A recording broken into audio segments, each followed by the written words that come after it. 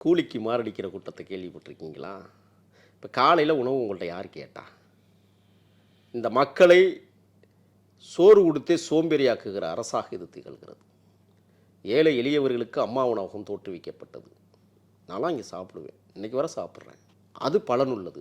காலையில் வேலை செஞ்சுட்டு களைப்போடு இருக்கிறவங்களுக்கு காலை உணவுன்னா யாரை ஏமாத்துறீங்க நீங்கள்? சரி, அவங்களுடைய குழந்தைகளுக்கான பள்ளி படிப்பு விகிதாச்சாரங்களை நீங்கள் தீர்மானித்த வரலாறு உண்டா? ஏன் அதை செய்யலை? உடைய நோக்கம் என்னவாக இருக்கிறதுனா, இந்த மக்கள் மன்றத்தில் அவமானப்பட்டு போய் நிற்கிறாங்க. இன்றைக்கி துப்புரவு முன்களப் பணியாளர்களின் மூலமாக சென்னையில் கேவலப்பட்டு நிற்கிற இந்த அரசு பம்மாத்து வேலைகளை செய்வதற்கு 1000 ரூபாய்க்கு கூலிக்கு வாடகைக்கு ஆளுகளை பிடிச்சிட்டு வந்து ஸ்டாலின் தான் வராரு, விடியல் தர போகிறாரு, வார்த்தைகள் வருது, சொல்ல முடியாமல் தவிக்கிறேன்.